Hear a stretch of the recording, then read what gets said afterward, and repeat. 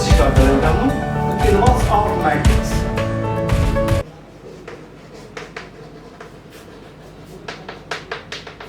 Inverse actual में होता क्या है कि अगर मान लीजिए एक मैट्रिक्स है ए एन क्रॉस एन की, let A B matrix of n cross n order and there exist a B matrix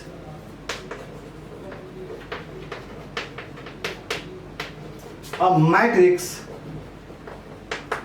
B, ध्यान ये रखेंगे A B n cross n order matrix, ठीक है, and there exist a matrix B such that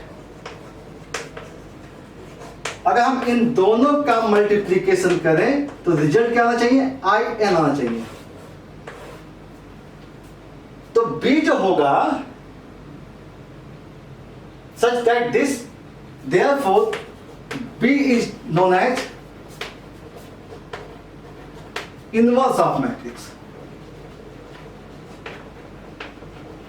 क्या होगा, inverse of matrix होगा। समझिएगा कि अगर मान लीजिए यहां पे बात की जाए कि A की बात, तो B इज इक्वल टू, अगर देखें ध्यान से देखिएगा कि अगर हम यहां पे A को ट्रांसफर करें तो I N के साथ क्या आ जाएगा, A इनवर्स आ जाएगा। मतलब B की जो वैल्यू होगी वो A इनवर्स होगी, बी की वैल्यू क्या होगी, ए इनवर्स होगी, ठीक है। मतलब यहां पे केस क्या होता है, and B are n cross n order matrix है। ध्यान रखिएगा, और यहां पे एक चीज बहुत इंपॉर्टेंट है जो मिसिंग है, ठीक है। वो क्या मिसिंग है उसके बारे में बात करने जा रहा हूं मैं। फर्स्ट कंडीशन तो ये, सेकंड कंडीशन, ठीक है ना। अगर मान लीजिए एन क्रॉस एन ऑर्डर की मैट्रिक्स है तो क्या होगा, एक मैट्रिक्स होनी चाहिए जिससे अगर हम मल्टीप्लाई करें तो रिजल्ट कैसा आना चाहिए, आइडेंटिटी आना चाहिए।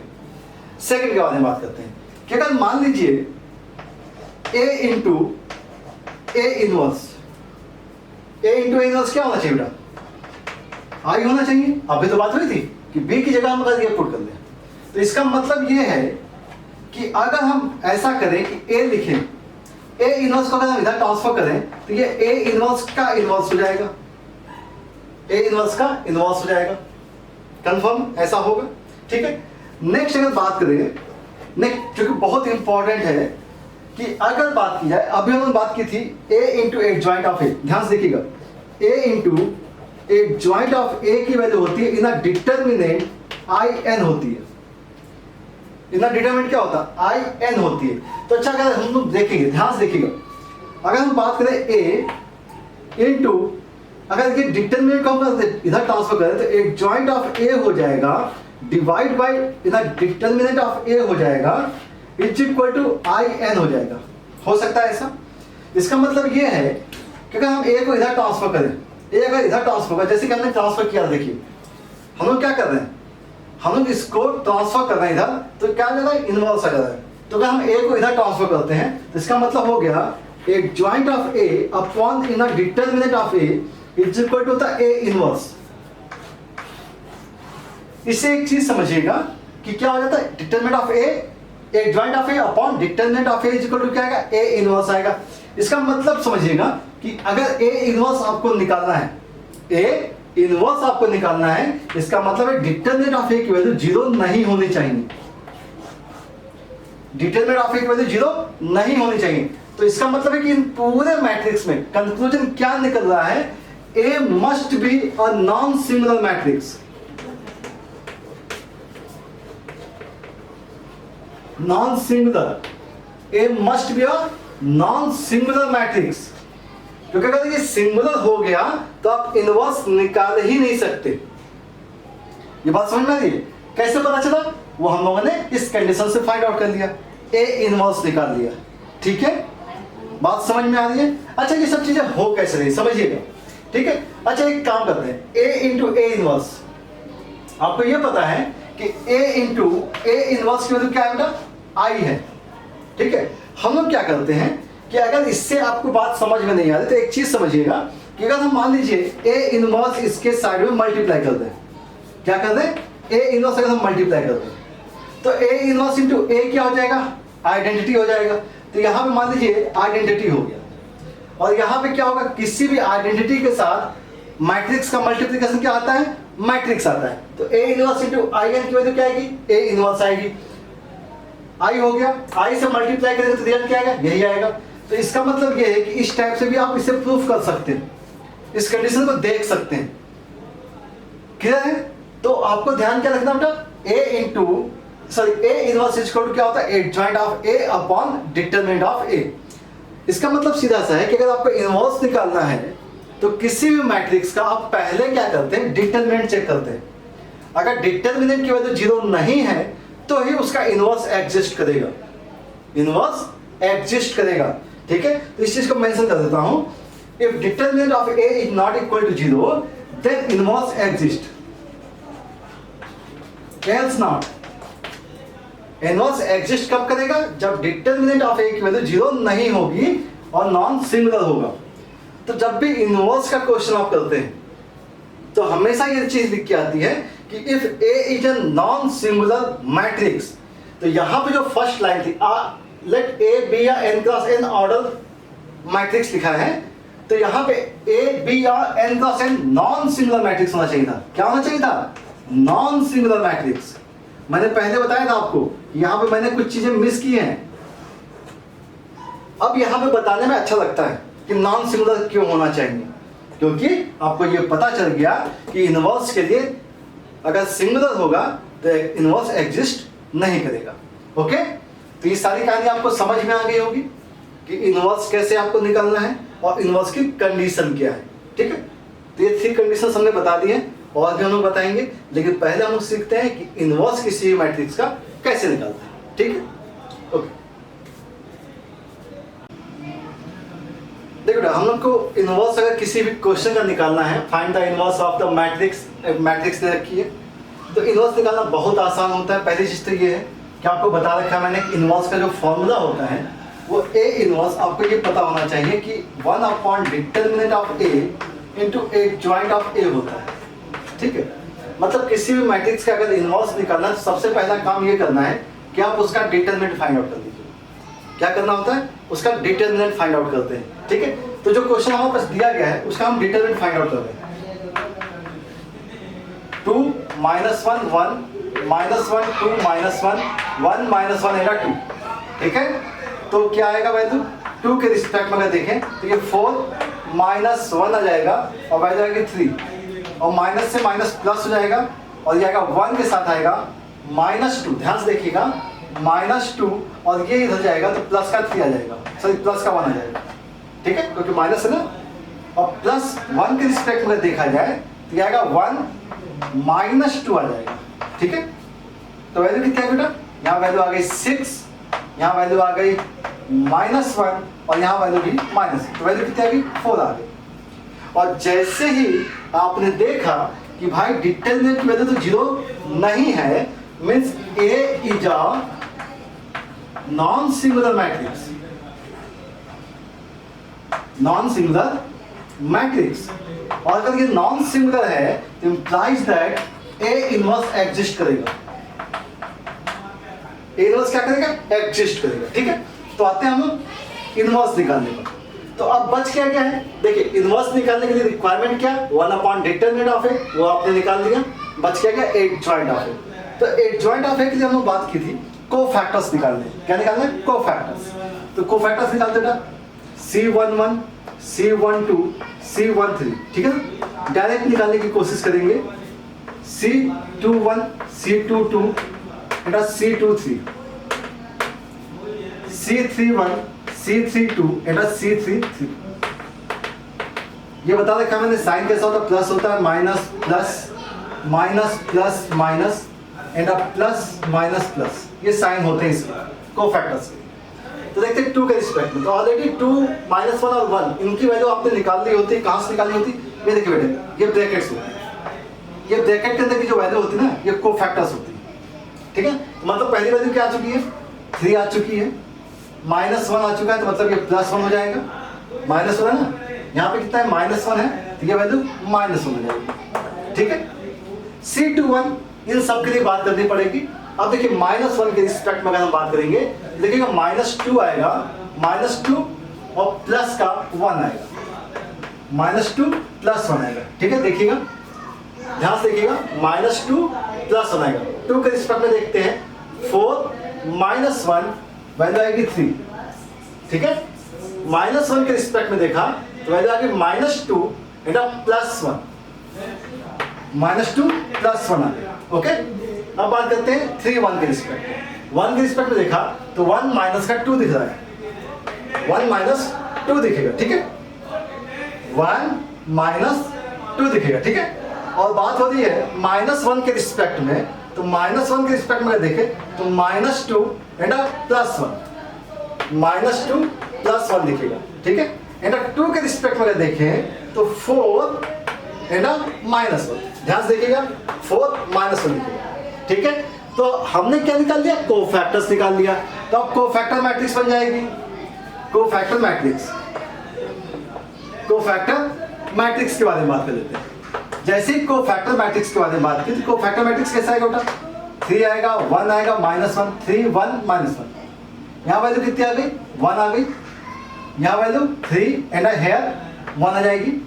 वहां देख लीजिए बेटा, वैल्यू क्या आ गई, -1 आ गई एंड +1, ध्यान से देखिएगा, +1 आएगा और यहाँ पे 3 आएगा। इस चीज को ध्यान रखिएगा, कैलकुलेशन बहुत इंपॉर्टेंट है यहाँ पर, तो बहुत स्लोली प्रैक्टिस कीजिएगा इसकी।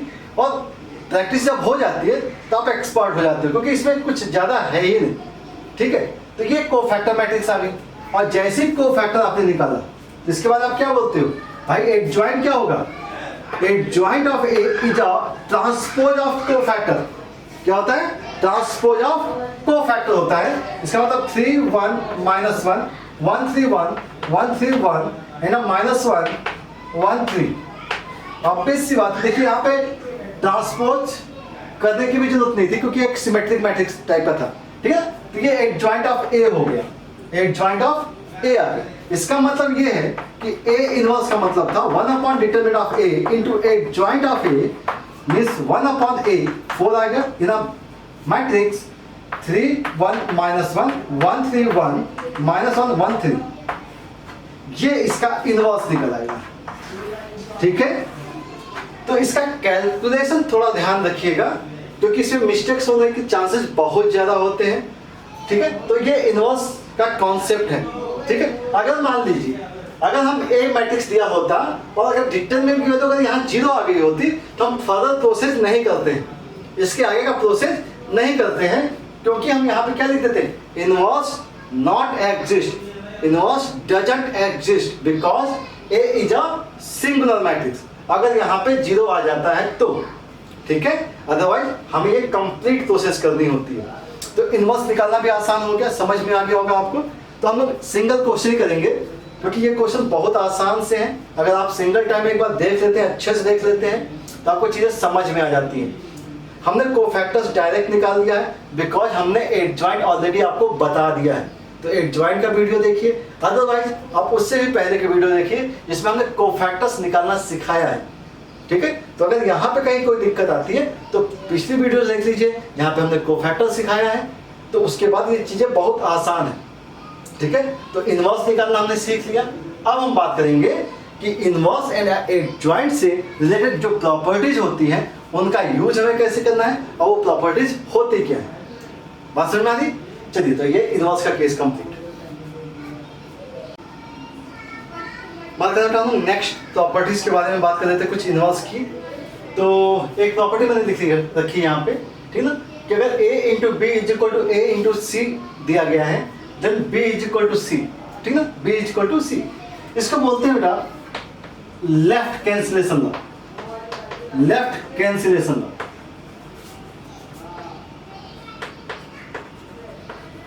अब ये लेफ्ट कैंसिलेशन लॉ है क्या, इसे समझिएगा कि अगर मान लीजिए आपसे कहा गया है कि भैया A B is equal to A C है, तो हम लोग क्या करते हैं कि लेफ्ट हैंड साइड में ए इनवर्स मल्टीप्लाई कर दिया आपने। क्या क्या, ए इनवर्स मल्टीप्लाई किया, ठीक है। तो सिंपल डिस्ट्रीब्यूटिव लॉ को होल्ड करता है, तो ए इनवर्स इंटू ए हो जाएगा into B is equal to हो जाएगा ए इनवर्स ए इंटू सी हो जाएगा। इसकी वजह हो जाएगी आई बी इज इक्वल टू आई सी।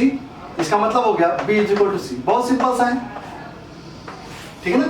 ये होता है लेफ्ट कैंसिलेशन लॉ। सिमिलरली अब बात करते हैं राइट कैंसिलेशन लॉ की भी बारे में बात कर सकते हैं। बहुत सिंपल सा केस है कि भाई कोई भी मैट्रिक्स है उसके इनवर्स से मल्टीप्लाई कर दिया लेफ्ट साइड में। इस केस में क्या करते हैं, आप राइट साइड में मल्टीप्लाई कर लेते हैं। ठीक है, ध्यान रखिएगा एक साइड में लेफ्ट और दूसरी साइड में राइट मल्टीप्लाई नहीं करते, क्योंकि आपको ये पता है कि ना general multiplication is not a commutative law, मतलब it not hold commutative. A into B is not equal to B into A. ठीक है, तो जिस साइड में भी आप मल्टीप्लाई करेंगे, लेफ्ट हैंड साइड में जिस साइड में मल्टीप्लाई करेंगे वही राइट हैंड साइड में भी वही मल्टीप्लाई करेंगे। ठीक है, ये बात समझ में आ गई। तो हम राइट कैंसिलेशन लॉ के बारे में बात नहीं कर रहे हैं, राइट आप खुद समझ चुके होंगे, राइट कैंसिलेशन लॉ। ठीक है ना, नेक्स्ट बात करें। नेक्स्ट क्या गया है, A and B is invertible matrix. Inverse possible है, ध्यान रखिएगा, इनवर्स क्या है, पॉसिबल है। इसका मतलब है कि A is and B are invertible. जैसे ही आपको इनवर्टिबल बोल दिया गया, इसका मतलब है कि इन दोनों का जो डिटर्मिनेंट है वो जीरो नहीं होगा, क्योंकि ये नॉन सिंगुलर हो गए। क्योंकि सिंगुलर होते तो वो इनवर्टिबल नहीं होते। इनवर्टिबल का मतलब क्या है कि इनका इनवर्स पॉसिबल है। इनवर्टिबल का मतलब क्या है कि इनका इनवर्स पॉसिबल है। तो अगर ये दोनों जीरो नहीं होंगे तो इसका मतलब है कि ना determinant of A into B is not equal to zero. ठीक है, इसका मतलब है A into B are is invertible. A into B क्या हो सकता है, इनवर्टिबल हो सकता है।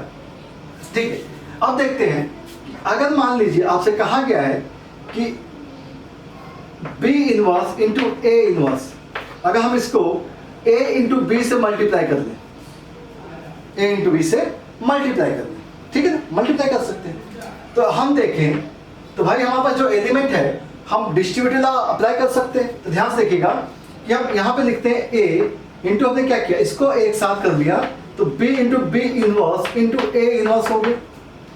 इसका मतलब हो गया a इंटू ये i हो जाएगा, क्योंकि b इंटू बी इनवर्स क्या होता है, आइडेंटिटी हो जाता है, और ये a इनवर्स हो गया। ठीक है, बात समझ में आ रही होगी। अच्छा, इसको मल्टीप्लाई कर दीजिए तो रिजल्ट क्या आएगा, a आएगा, और a इंटू a इनवर्स करेंगे तो अगेन क्या जाना चाहिए, i हो जाएगा। मतलब a इंटू बी और b inverse into a inverse equal to क्या आ गया, आइडेंटिटी आ गया। ठीक है, ये बात समझ में आ रही। तो अगर चाहें, ये तो हो गया। अच्छा, एक काम और करते हैं, अदरवाइज एक काम करते हैं, अच्छा यही काम ऐसा कर लेते, B inverse into A inverse कर लेते और ए भी मल्टीप्लाई कर लेते। आपके बाद मैंने क्या किया, राइट हैंड साइड में मल्टीप्लाई कर देते। देखते हैं बी इनवर्स इंटू क्या है, ए इनवर्स इंटू ए हो गया और बी हो गया। सिमिलरली आपको दिख रहा है कि ये आइडेंटिटी हो जाएगा। अगर ये आइडेंटिटी हो गया तो बच क्या गया, बी इनवर्स इंटू बी बच गया, उसका भी मतलब क्या हो गया, आई हो गया। मीन्स अगर आप देखें यहाँ पर कि भाई A B into B inverse into A inverse is equal to क्या आ रहा है, आई एन आ रहा है। तो हम इस पूरी मैट्रिक्स को अगर राइट हैंड साइड में ट्रांसफर कर दें, या ट्रांसफर ना करें, एक काम करें कि भाई ए बी का कंप्लीट इनवर्स अगर हम मल्टीप्लाई कर लें ए बी के साथ, ध्यान से देखिएगा, ये हो गया B inverse into A inverse हो गया, और ये हो गया ए बी का complete inverse into I n हो गया। जबकि हम डायरेक्ट कर सकते थे, ये वैल्यू होगी आइडेंटिटी, ये वैल्यू कैसी होगी, आइडेंटिटी होगी। तो बच क्या गया हमारे पास, B inverse into A inverse is equal to A B का कंप्लीट इनवर्स आ गया। तो इस चीज को समझिएगा, रिवर्स ऑर्डर में आ रहा है। अगर a इंटू बी का इनवर्स है तो इसका मतलब b inverse into a inverse होगा। इसका मतलब है कि अगर मान लीजिए आपसे कहा जाए ए बी सी का इनवर्स होगा, इसका मतलब है c inverse b inverse into a inverse होगा। एंड इन जनरल क्या होना चाहिए भाई, ए बी सी इनवर्स, और यहाँ पे हमने मान लिया p है, तो यहाँ पे क्या आएगा, p inverse dash dash c inverse b inverse और a इनवर्स। तो जनरल ऑर्डर कैसी होती है, ऑर्डर रिवर्स हो जाती है। ठीक है, तरीका समझ में आ रहा होगा कि कैसे a इंटू बी का कंप्लीट इनवर्स इज इक्वल होता है b inverse into a inverse. तो आप किसी भी टाइप से आप देख लीजिए, ठीक है, एक्चुअली देखिए ये सब थ्योरम्स प्रूफ करने के लिए नहीं आती हैं, लेकिन बस समझाना है कि चीजें आती कहाँ से हैं। ओके, आपका काम क्या है, केवल एक चीज ध्यान रखनी है कि भाई a इंटू बी का इनवर्स जो है वो b inverse into a inverse होता है। ठीक है, लेकिन अगर आपसे पूछा जाए कि भाई होता है तो क्यों होता है, तो आप ये बता सकते हैं कि भाई इस टाइप की कंडीशन है और ये ऐसे होता है। ओके, बात करेंगे नेक्स्ट प्रॉपर्टीज के बारे में।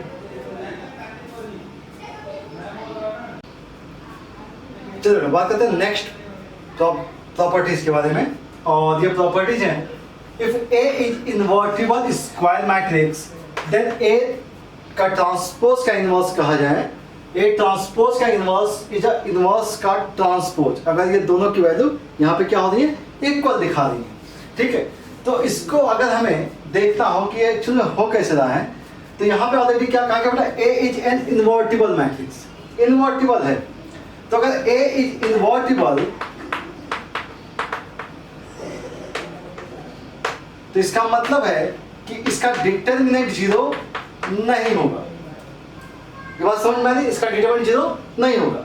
अच्छा एक चीज और समझते हैं, अगर किसी भी डिटरमिनेंट का अगर वैल्यू 0 नहीं है और इस डिटरमिनेंट को अगर हम स्टेप्स देखें कि इसका ट्रांसपोज किया जाए तो ट्रांसपोज का डिटरमिनेंट भी सेम होता है। बात मालूम है ना आपको कि determinant of A is equal to determinant of transpose of A होता है। तो अगर ये 0 नहीं है तो इसका मतलब ये डिटरमिनेंट की वैल्यू भी 0 नहीं होगी। अच्छा अब बात कर लेते हैं कि भाई अगर A इंटू A इनवर्स का ट्रांसपोज किया जाए, सिंपल सी बात है, A इंटू A इनवर्स का हमने ट्रांसपोज कर दिया। अगर हमने ट्रांसपोज किया तो इसका मतलब ये है कि A इंटू A इनवर्स है, मल्टीप्लाई हो रहा है, मल्टीप्लाई होगा तो वैल्यू क्या आ गई, आइडेंटिटी आ जाएगी। आइडेंटिटी का ट्रांसपोज किया जाए तो वैल्यू कैसी होगी, आइडेंटिटी ही होगी।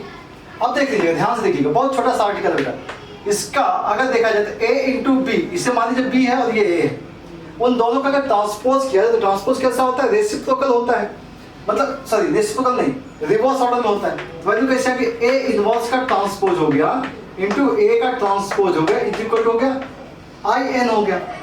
ठीक है, तो अगर हम देखें कि भाई A इनवर्स का जो ट्रांसपोज है, हम इसको अगर इधर भेजना चाहते हैं तो क्या लिखेंगे, A ट्रांसपोज का इनवर्स बोलेंगे, क्योंकि A ट्रांसपोज के इनवर्स से अगर आप मल्टीप्लाई करेंगे तो यहाँ पे आइडेंटिटी हो जाएगा और यहाँ पे A ट्रांसपोज का इनवर्स आ जाएगा। ठीक है, तो बहुत सिंपल सा केस था कि किसी भी इनवर्स मैट्रिक्स का अगर ट्रांसपोज निकाला जाए तो इसका मतलब है कि आप इनवर्स का ट्रांसपोज ना निकाल करके आप ट्रांसपोज का इनवर्स निकाल दीजिए, बात एक ही होनी है। ओके ओके, नेक्स्ट बात कर लेते हैं। नेक्स्ट है A and B are non-singular matrix, then adjoint of AB is equal to adjoint of B into adjoint of A। मतलब है कि adjoint के केस में भी चीजें रिवर्स ऑर्डर में आती हैं। इनवर्स के केस में भी रिवर्स ऑर्डर में आई थी, ट्रांसपोज के केस में भी रिवर्स ऑर्डर में आई थी, एडजॉइंट के भी केस में क्या हो रहा है, रिवर्स ऑर्डर में आ रही है। कैसे हो रहा होगा उसके बारे में बात करते हैं। A and B are non singular, तो ऑब्वियस सी बात है कि अगर A B are not singular तो determinant of A is not equal to 0 and determinant of B is not equal to 0। Okay, इसका मतलब है कि A इंटू B के डिटरमिनेंट की वैल्यू भी 0 नहीं होगी। इसका मतलब यह है कि A इंटू बी का इनवर्स पॉसिबल है, इज इन्वर्टिबल, इज इन्वर्टिबल।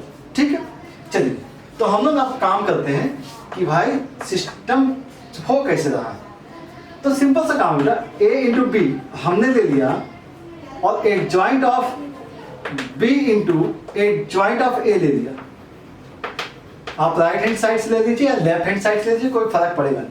हमने क्या किया बेटा, ए बी एक मैट्रिक्स को हमने मल्टीप्लाई किया। ठीक है, और मल्टीप्लाई किया है तो वैल्यू क्या आ सकती है, ध्यान से देखिएगा।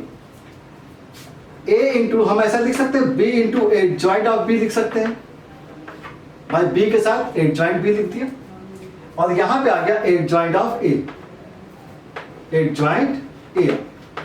अच्छा इसकी वैल्यू जो होती है ये आपको मालूम होनी चाहिए, भाई हम लोगने बात की थी कि a into A joint of a का मतलब होता है in a determinant of a I n होता है, मालूम है ये वैल्यू होती है।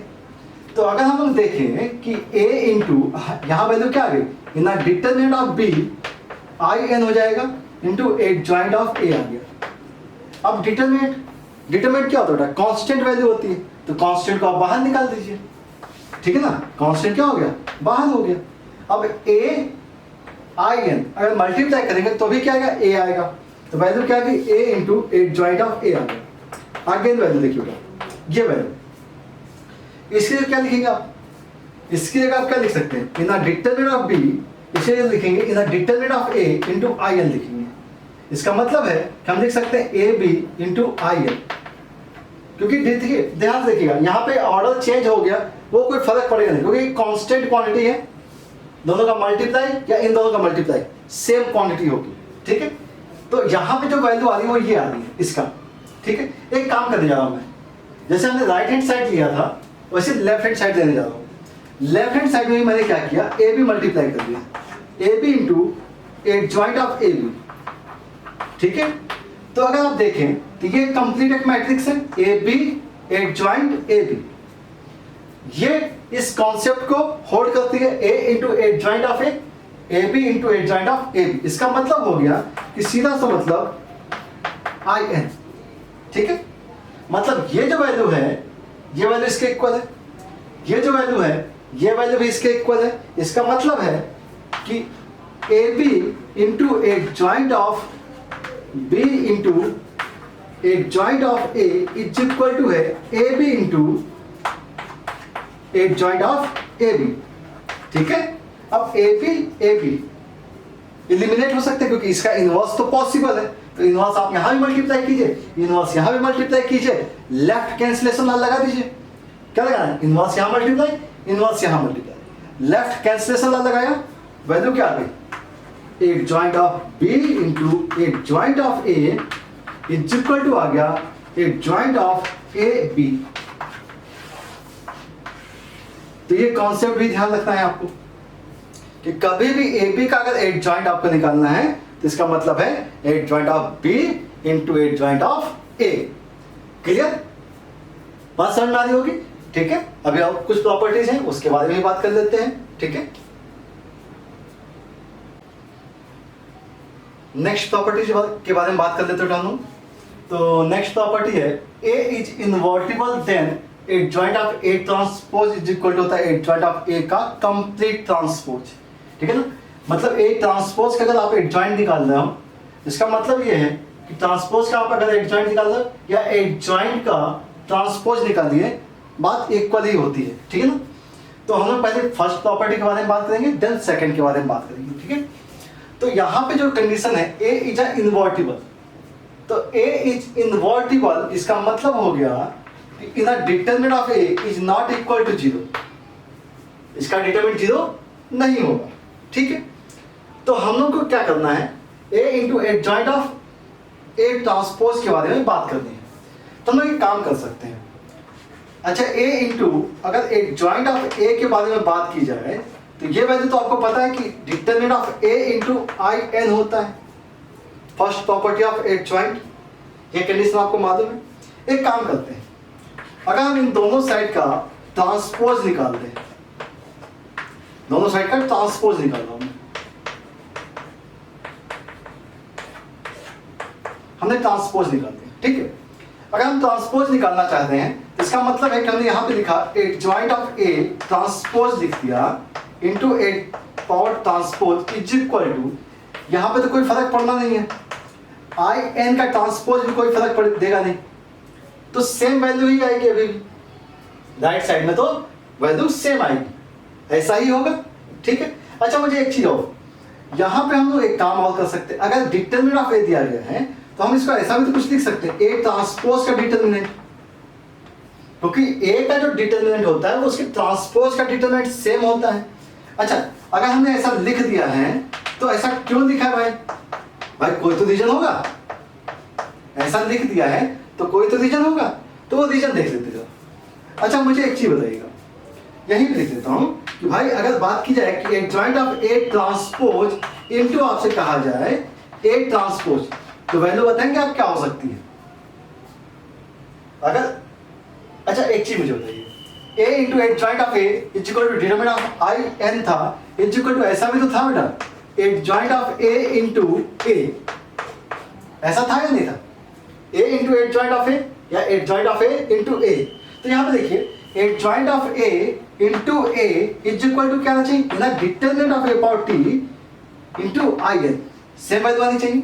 ठीक है, अब अगर हम यहाँ फर्स्ट देखें ना सेकंड देखें, तो दोनों साइड से देखा जाए तो ये दोनों तो इक्वल है, इसका मतलब ये क्वांटिटी भी इक्वल, मीन्स आ गया ए ज्वाइंट ऑफ ए का complete transpose into A transpose is equal to आ गया ए joint of A transpose into A transpose. ठीक है, ए ट्रांसपोज कैंसिल आउट हो जाएगा क्योंकि राइट कैंसिलेशन लग जाएगा। इसका मतलब है कि वैल्यू क्या आ गया, ए joint of A transpose is equal to हो गया ए ज्वाइंट ऑफ ए का ट्रांसपोज। मतलब किसी भी मैट्रिक्स के एक ज्वाइंट का अगर आप ट्रांसपोज निकालते हो तो आप किसी भी मैट्रिक्स के ट्रांसपोज का आप एक ज्वाइंट निकाल दीजिए, वैल्यू में कोई भी चेंज नहीं आता है। ठीक है, तो ये हो गई first condition. Next, the inverse of invertible symmetric matrix. Invertible symmetric matrix is asymmetric. ध्यान रखिएगा, इनवर्स के बारे में बात की गई है। तो अच्छा एक चीज और देखते हैं, एक केस यहाँ पे बात हम लोगों ने शायद कर ली है पहले ही कि ए इनवर्स का अगर हम ट्रांसपोज करते हैं, ए इनवर्स का अगर हम ट्रांसपोज करते हैं तो इसका मतलब है ए ट्रांसपोज का इनवर्स करते हैं। ठीक है, अब आपसे ये कहा गया है कि भाई मैट्रिक्स कैसी है, सिमेट्रिक है, और सिमेट्रिक है तो ए का ट्रांसपोज कैसा होगा, ए के इक्वल होगा। मीन्स कैसा हो गया, यहाँ पे ए आ जाएगा और ए का ये इनवर्स हो जाएगा। तो ध्यान से देखिए, ए इनवर्स का अगर आप ट्रांसपोज करना है तो वैल्यू क्या आ रही, ए इनवर्स की इक्वल आ रही है। ए इनवर्स का ट्रांसपोज किया तो वैल्यू क्या आ गई, ए इनवर्स आ गया। तो मतलब इनवर्स का ट्रांसपोज कीजिए, अगर सिमेट्रिक है, ध्यान रखिएगा सिमेट्रिक है तो इनवर्स का ट्रांसपोज वैल्यू किसके इक्वल आ रही है, मैट्रिक्स के ट्रांसपोज की वैल्यू मैट्रिक्स की इक्वल आ रही है। मैट्रिक्स के ट्रांसपोज की वैल्यू किसकी आ रही है, मैट्रिक्स की इक्वल आ रही है। तो देखिए the inverse of a invertible symmetric matrix is a symmetric. तो सिमेट्रिक आना, मैट्रिक्स कैसी है, अगर इनवर्स पॉसिबल है इस मैट्रिक्स का और सिमेट्रिक है तो उस मैट्रिक्स भी सिमेट्रिक होती है। ये आपको अपने प्रूफ कर दिया, बहुत छोटी सा आर्टिकल, बात समझ में आ गई है। ठीक है, नेक्स्ट बात करेंगे हम। तो हमेशा नॉन सिंगुलर का टर्म यूज होता ही है। ए इज अ नॉन सिंगुलर, इसका मतलब है ए इज नॉन सिंगुलर। ये मैं फिर से लिख दे रहा हूं समझने के लिए आपको, ए इज अ नॉन सिंगुलर इसका मतलब है इसका डिटरमिनेंट 0 नहीं है और इसका इनवर्स एग्जिस्ट करेगा, इसका इनवर्स एग्जिस्ट करेगा। ओके, अब बात होती है कि ए स्क्वायर माइनस का 5a प्लस 7i दिया गया है इज इक्वल टू 0 दिया गया है। तो आपको इसका इनवर्स अगर निकालना है तो बहुत सिंपल सा काम होता है कि आप इनवर्स का मल्टीप्लिकेशन कर देते हैं। सबसे पहला काम यह है कि आप इनवर्स ले लीजिए और इसे मल्टीप्लाई कीजिए। ए स्क्वायर माइनस का 5a प्लस का 7i इज इक्वल टू और A inverse into null matrix. 0 यहाँ नहीं होता है, यहाँ क्या होता है, नल मैट्रिक्स होता है।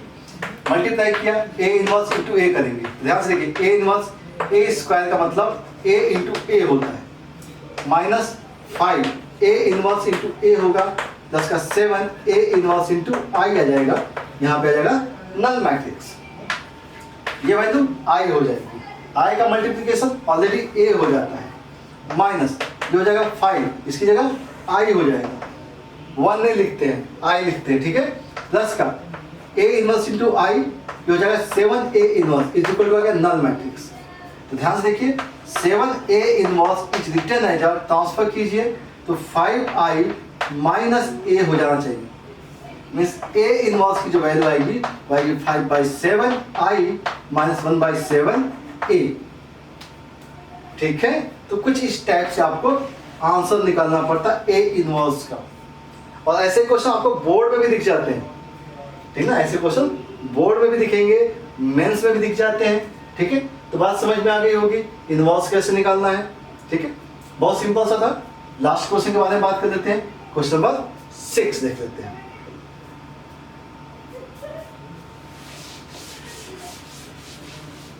क्वेश्चन नंबर 6 जो दिया गया है वो एक्चुअल में क्या दिया गया, ए दिया गया है और एक मैट्रिक्स दे रखी is equal to this matrix, then A is equal to पूछा गया है और A matrix is such that this.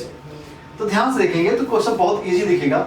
A into in a determinant sorry matrix -1 2 3 1 is equal to आपको दिया गया है -4 1 7 इंटू 7 दिया गया है। ठीक है, ये मैट्रिक्स की कंडीशन दी गई और आपको ए की वैल्यू निकालनी है। इसका मतलब ये है कि लेफ्ट हैंड साइड में केवल ए रह जाए तो अपना काम बन जाएगा। मतलब अगर हम इस मैट्रिक्स का इनवर्स ले लें, -1 2 3 1 का इनवर्स ले लें, ध्यान से देखिएगा हमने डायरेक्शन चेंज नहीं किया है, दोनों को राइट साइड में मल्टीप्लाई किया है, दोनों को राइट साइड में मल्टीप्लाई किया है। तो ये जो वैल्यू हो जाएगी ये वैल्यू आई हो जाएगी, क्योंकि this into inverse of this. इसका मतलब यहाँ पे क्या आ गया, ए आ गया। ये वैल्यू हो गई -4 1 7 7 एंड इनवर्स ऑफ दिस, इसका इनवर्स, मतलब हमें इसका इनवर्स निकालना है। अब बात आती है इनवर्स निकालने की कंडीशन की। तो इनवर्स निकालना सिंपल सा केस होता है, आपको एडजॉइंट निकालना आता है और 2 क्रॉस 2 के लिए हमने बताया था आपको, शायद आपको याद होगा कि 2 क्रॉस 2 के लिए अगर मान लीजिए ए बी सी डी है तो हम लोग क्या करते हैं, ए डी को इंटरचेंज करते हैं, डी ए आ जाता है और यहाँ का साइन चेंज कर देते हैं, ये हो जाता है एडजॉइंट ऑफ ए। अब एडजॉइंट ऑफ ए को क्या करना होता है, डिटरमिनेंट से डिवाइड करना होता है, ए के डिटरमिनेंट से डिवीजन करना होता है। तो हम इसे डायरेक्ट करने की कोशिश कर रहे हैं। यहाँ क्या -4 1 7 7, इसका अगर डिटरमिनेंट देखें तो आएगा -1, क्या आएगा -1 और -6, -1 -6 मतलब माइनस का 7, तो -7 आ गया। ध्यान से देखिएगा हम इन दोनों को इंटरचेंज करने जा रहे हैं, इन नंबर्स को इंटरचेंज करेंगे। यहाँ पे 1 था, कंफ्यूज मत होइएगा, तो ये आएगा 1 और यहाँ आ गया -1, इन दोनों का साइन चेंज कर दिया, -3 -2, ये इनवर्स हो गया। समझिएगा बहुत आसान तरीका है ये, इन दोनों को आपस में इंटरचेंज कीजिए, इन दोनों का साइन चेंज कर दीजिए, -1/7 हो गया। अब ये मल्टीप्लीकेशन होगा, देखिए रो विथ कॉलम, समझिएगा -4 × 1 -4 -3 -7, ओके, माइनस प्लस का 8 होगा, माइनस का 1 होगा, वैल्यू आ गई 7, ठीक है। 7 × 1 7 -21, 7 माइनस का 21 -14, और फिर यहाँ पे -14 -7 -21। अब ये -7 से आप डिवाइड भी कर सकते हैं, तो वैल्यू आएगी यहाँ पे +1 -1 2 एंड 3। ये हो जाएगा एक्चुअल में ए की वैल्यू, ठीक है। तो यहाँ पे केवल एक चीज बहुत इंपॉर्टेंट है कि आपने 2 क्रॉस 2 का जो इनवर्स निकाला है वो बहुत फटाफट निकाल दिया है क्रॉस वगैरह से चेक करके, लेकिन ये केस 3 क्रॉस 3 में नहीं होता है। 3 क्रॉस 3 में आपको पोर्शन को सॉल्व करना पड़ता है, लेकिन हमने एडजॉइंट निकालने का तरीका आपने को 3 क्रॉस 3 में भी बताया है, मैंने डायरेक्ट किया हुआ था जब एडजॉइंट मैंने बताया था, ठीक है। तो आई होप आपको सारी चीज़ें समझ में आ गई होंगी। ये बहुत बेसिक से क्वेश्चंस थे। अब कुछ और भी कॉन्सेप्चुअल क्वेश्चन लेते हैं जो कि एडवांस लेवल टाइप के होंगे, ठीक है, उसको देखते हैं।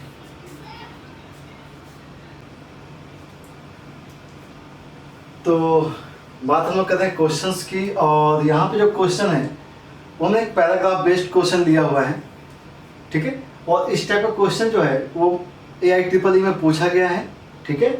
तो देखते हैं कि किस टाइप के क्वेश्चन को कैसे करना है। Paragraph A is equal to दिया गया, अब matrix A is equal to this 1 2 3 0 1 2 0 0 1 दिया गया है। If U1 U2 U3 are column matrix satisfying, condition देखिएगा बेटा, AU1 is equal to this, AU2 दिया गया, AU3 दिया गया, ठीक है ना। ये मल्टीप्लिकेशन की वैल्यू दी गई कॉलम मैट्रिक्स के फॉर्म में, and U is 3 cross 3 matrix. ध्यान सुनिएगा, U क्या है? 3x3 मैट्रिक्स है जिसके कॉलम्स जो हैं वो U1, U2 एंड U3 दिए गए हैं। देन आपको वैल्यू फाइंड आउट करनी है डिटरमिनेंट ऑफ U, मतलब आपको U निकालना पड़ेगा। Sum of element of U inverse निकालना पड़ेगा, इनवर्स के एलिमेंट का सम निकालना पड़ेगा and the value of this. ठीक है, इसका टारगेट मतलब इस पूरे के पूरे क्वेश्चंस में केवल टारगेट जो है वो U है, U। और U कहां से निकलेगा? जबकि आपके पास कॉलम मैट्रिक्स आ जाएंगी U1, U2 and U3।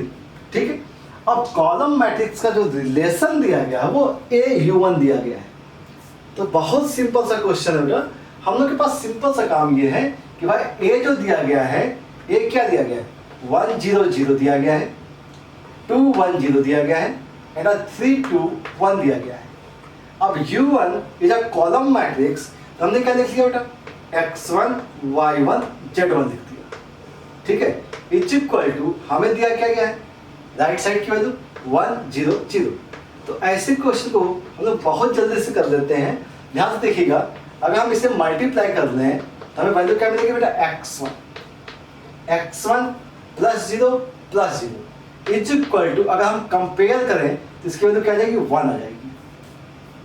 Similarly अगर बात है 2x1 प्लस y1, ध्यान से देखिएगा 2x1 plus y1 is equal to क्या है? 0 है। ठीक है, तो x1 की वैल्यू कितनी है बेटा? 1 है। तो इसका मतलब है कि y1 की जो वैल्यू है वो -2 है। बात समझ में आ रही होगी? ठीक है, अच्छा इससे मल्टीप्लाई करते हैं बेटा, तो यहाँ पे क्या दिया गया है? 3x1 plus 2y1 plus z1 is equal to भी कंपेयर करने पे क्या आ रहा है? 0 आ रहा है। ठीक है, कॉलम को हमने क्या किया? कंपेयर कर दिया है। इसकी वैल्यू 3, यहाँ पे value -4 plus z1 is equal to 0 implies that z1 की वैल्यू आ गई 1। ठीक है, ये वैल्यू किसकी आ गई है? U1 की आ गई। U1 की value x1 y1 and z1। बहुत ध्यान से देखिएगा, सिमिलर वे से आप U2 एंड U3 निकालेंगे। ठीक है, U2 एंड U3 निकालेंगे, तो इसको फटाफट कर देते हैं। 1 2 3 0 1 2 0 0 1 एंड हमने लिखा है यहाँ पे x2 y2 and z2 is equal to जो वैल्यू दी गई है वह 2 3 0। चलिए फटाफट सॉल्व कर लेते हैं। 1 के साथ कितना बेटा? x2 आया, और x2 की वैल्यू अगर हमने कंपेयर की है वैल्यू कितनी आ गई? 2 आ गई।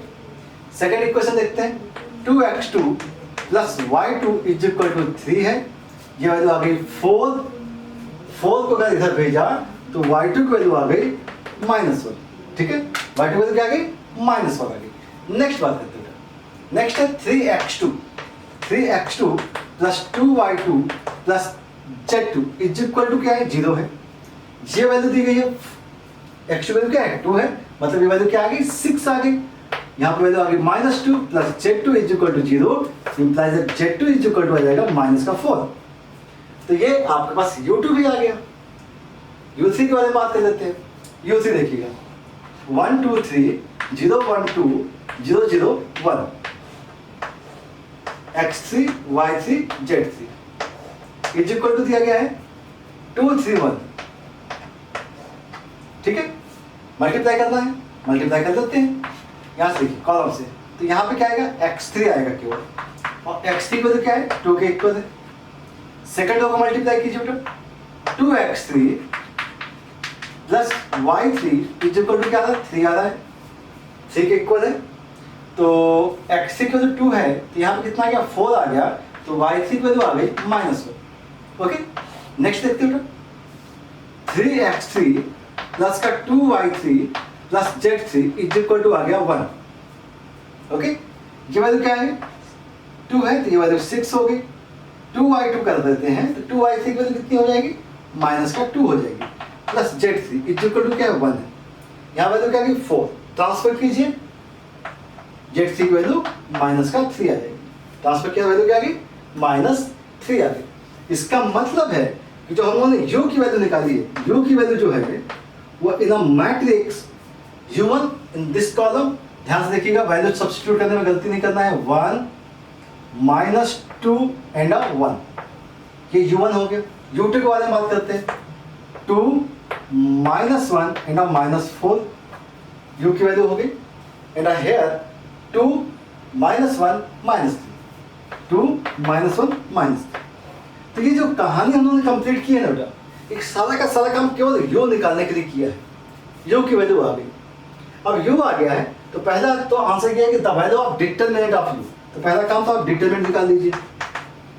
वैल्यू क्या आ गई 1 के साथ 3 और माइनस का 4 आ गया। -2 के लिए 2 के लिए देखा ये कितना आएगा 6 आएगा और माइनस की जगह +1 आ जाएगा। 2 के रिस्पेक्ट में अगर देखा जाए तो 2 के रिस्पेक्ट में वैल्यू क्या आ गई 8 और यहाँ माइनस +1 हो जाएगा। तो वैल्यू आ गई -1, यहाँ 7 है, माइनस का 14 हो गया, 9 टू 18 हो जाएगा। तो 18 - 15 वैल्यू आ गई 3। तो इसके डिटरमिनेंट की जो वैल्यू आ गई वो 3 आ गई। ठीक है, ये बात समझ में आ गई। चलिए, तो डिटरमिनेंट आ गया, 3 आ गया है, इसका मतलब है कि इसका इनवर्स एग्जिस्ट करेगा, इनवर्स एग्जिस्ट करेगा और एग्जिस्ट करेगा इसलिए तो पूछा गया था। Sum of the element of U inverse कहा गया है। तो ये कहानी आपको समझ में आ गई है। अब हमें यू इनवर्स निकालना है, तो हम लोग उसके बारे में बात करते हैं।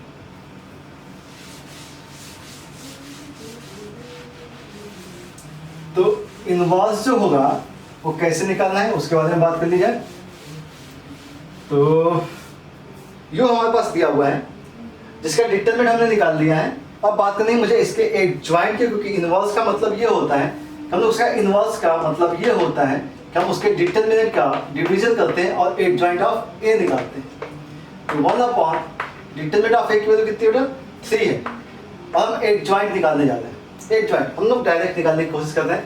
पहला प्लस होता है, फिर माइनस, फिर प्लस, फिर माइनस प्लस माइनस होता है, फिर प्लस माइनस प्लस होता है। ठीक है, को फैक्टर निकालने की कोशिश कर रहे हैं। को फैक्टर्स मतलब निकालेंगे हम रो वाइज और पुट करेंगे कॉलम वाइज, क्योंकि ट्रांसपोज होता है को फैक्टर मैट्रिक्स का, ट्रांसपोज होता है एक ज्वाइंट ऑफ ए, जिसके बारे में हम लोग ऑलरेडी डिस्कस किया हुआ है। तो देखिएगा ध्यान से, 1 के रिस्पेक्ट हमने ऑलरेडी निकाल दिया है, वैल्यू कितनी है -1 है, हमने यहाँ लिख दिया -1। यहाँ वैल्यू देखेंगे तो 7 आ रही है, तो वैल्यू कितनी होगी -7। यहाँ वैल्यू देखेंगे 9 आ रही है, तो वैल्यू क्या आ गई +9। ठीक है, मतलब फर्स्ट कॉलम तो कंप्लीट है इसके अकॉर्डिंग। बात करेंगे हम लोग सेकेंड रो की। -2 के रिस्पेक्ट में ध्यान से देखिएगा, -2 के रिस्पेक्ट में माइनस का 6 होगा और माइनस का प्लस का 8 होगा। -6 + 8, ध्यान से देखिएगा, -6 + 8 तो वैल्यू कितनी आ गई 2, तो वैल्यू क्या आ गई -2। ठीक है, -1 के रिस्पेक्ट में -3, ध्यान से देखिए -3 और माइनस का 2 वैल्यू क्या आ गई -5, तो -5 यहाँ पे वैल्यू क्या -5। -1 के रिस्पेक्ट में -4 एंड -2 वैल्यू क्या आ गई -6, तो प्लस का 6 हो जाएगा। ठीक है, समझिएगा। 1 के रिस्पेक्ट में देखते हैं, 1 के रिस्पेक्ट में क्या है -2 और यहां से +2, तो वैल्यू क्या आ गई 0, तो इस केस में यहां पे आ गया 0।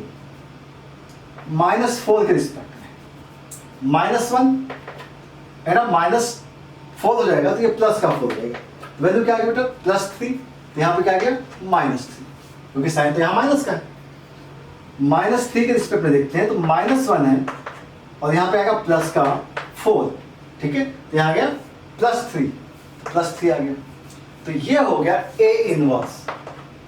ठीक है, अब इसलिए कहा क्या था you inverse, sorry you inverse है। ये पूरी कहानी किसकी है, यू इनवर्स की है, यू इनवर्स। अब sum of the element of U inverse कहा गया है, तो सारे एलिमेंट का सम अगर करते हैं और उसका इनवर्स निकाल रहे हैं, तो एलिमेंट का सम देख लीजिए कितना हो रहा है। जो भी एलिमेंट्स हैं इन सबका सम कितना हो गया, -3 हो गया, -12 -3 -18, सॉरी -15 हो गया, ये -15 -3 माइनस का 18 हो गया, -18 और यहाँ पे 9 + 9 18 हो गया, मतलब वैल्यू क्या आ गई 0 आ गया। यू इनवर्स के एलिमेंट का सम क्या हो गया 0 आ गया। ठीक है, एलिमेंट का सम क्या आ गया 0 आ गया। ठीक है, नेक्स्ट बात कही गई है the value of the determinant of this, तो मल्टीप्लाई करना पड़ेगा हमें बेटा। मल्टीप्लाई देख लेते हैं, जल्दी से देख लेते हैं। तो वैल्यू जो दी गई है वो दी गई है 3 2 0 दिया गया है। डिटरमिनेंट मैट्रिक्स दिया गया 1 2 2 -2 -1 -1 1 -4 -3 दिया गया। पहले हम इसे मल्टीप्लाई कर लें रो को विथ कॉलम के साथ, ठीक है। तो 3 -4 -1 हो जाएगा, मतलब वैल्यू क्या आ गई -1 आ गई, ठीक है। फिर इसी रो को इस कॉलम के साथ करते हैं, तो 3 2 6 हो गया, -2 6 -2 4 हो जाएगा, ठीक है। और इस 3 को 6 किया, -2 किया, अगेन वैल्यू क्या आ गई 4 आ गई। 3 2 6 और माइनस किया, वैल्यू क्या आ गई 4। ये इसका मल्टीप्लिकेशन आ गया, क्योंकि और कोई रो तो बन नहीं सकती है। अब इसका मल्टीप्लिकेशन करना है 3 2 0 के साथ, तो वैल्यू देखिए क्या आएगी row with column, row with column. तो सिंपल देखिए ध्यान से, ये क्या है 1 क्रॉस 3 है और ये 3 क्रॉस 1 है। ऑब्वियस सी बात है क्या आएगा 1 क्रॉस 1 आएगा, सिंगल एलिमेंट आएगा। तो यहाँ पे देखते हैं -1 -3 आ गया, +8 आ जाएगा, +8 आएगा और यहाँ पे आएगा 0। तो वैल्यू क्या आ गई 5 आ गई, ये ब्रैकेट। और इसका डिटरमिनेंट देखेंगे तो वैल्यू क्या आएगी 5 आ जाएगी। तो इसकी जो वैल्यू था, value of this is 5, this is value, इसकी वैल्यू क्या होगी 5 होगी। तो अब ये जो क्वेश्चन है अभी पैसेज टाइप का था, तो यू को निकालने में जो मेहनत करनी थी वही करनी थी, बाकी सारा का सारा जो कंडीशन है, ये सारी कंडीशन आपको पता है कि कैसे आपको काम करना है, ठीक है। चलिए तो ये कंप्लीट हो गया। नेक्स्ट क्वेश्चन देखेंगे हम लोग। कुछ प्रॉपर्टी के बारे में और बात कर लेते हैं हम लोग बेटा, कि प्रॉपर्टी है एक joint of a symmetric matrix is also a symmetric matrix. मतलब किसी भी सिमेट्रिक मैट्रिक्स का अगर हम एक जॉइंट निकालें, समझिएगा, किसी भी सिमेट्रिक मैट्रिक्स का अगर हम एक जॉइंट निकालते हैं, ठीक है, तो वो क्या होना चाहिए, वो आल्सो सिमेट्रिक होना चाहिए। तो समझते हैं इसको। इसके लिए हम एक कॉन्सेप्ट के बारे में बात कर लेते हैं कि अगर एक जॉइंट ऑफ ए ट्रांसपोज है तो हम लोग ऐसा लिख सकते हैं ना बेटा, एक जॉइंट ऑफ ए का ट्रांसपोज, ऐसा होता है, ठीक है। अब आपसे कहा गया कि भैया वो तो सिमेट्रिक है, ये तो सिमेट्रिक है, और सिमेट्रिक है तो ए ट्रांसपोज क्या होगा, एक जॉइंट ऑफ ए होगा ना। इसका मतलब है एक जॉइंट ऑफ ए का ट्रांसपोज, मतलब किसी भी मैट्रिक्स का ट्रांसपोज उस मैट्रिक्स के कल इक्वल है, तो मैट्रिक्स कैसी होती है, वो मैट्रिक्स सिमेट्रिक होती है। तो सिंपल बेटा, एक जॉइंट किसी भी तो आल्सो सिमेट्रिक मैट्रिक्स। तो सिंपल ये बात तो समझ में आ गई कि सिमेट्रिक मैट्रिक्स का अगर एक जॉइंट लेते हैं, सिमेट्रिक मैट्रिक्स अगर एक जॉइंट लेते हैं तो जो मैट्रिक्स आती है वो आल्सो सिमेट्रिक। तो ये मैट्रिक्स आई, उसका ट्रांसपोज देख लिया, मैट्रिक्स के इक्वल आ गया, तो कहानी खत्म हो जाती है। तो ये तो होगी फर्स्ट कंडीशन। बात करते हैं सेकंड कंडीशन के बारे में। If A is a non singular, जैसे ही नाम आता है नॉन सिंगुलर का, इसका मतलब है डिटरमिनेंट ऑफ ए की वैल्यू क्या है, 0 नहीं है, ठीक है।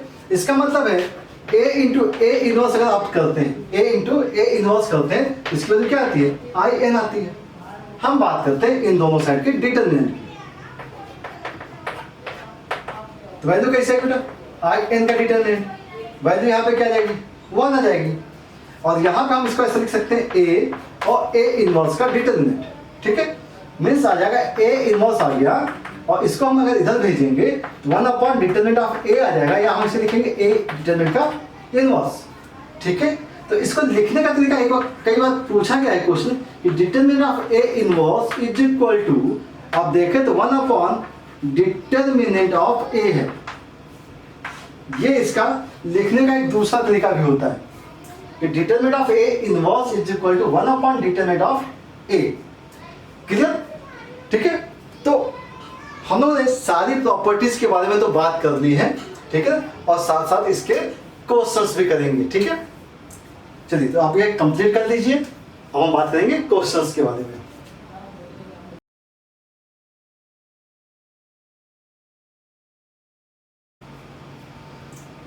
आज हम बात करने जा रहे हैं बेटा कि किसी भी मैट्रिक्स का अगर हमें इनवर्स निकालना है तो हम उसको रो ऑपरेशन मेथड के थ्रू कैसे निकालते हैं।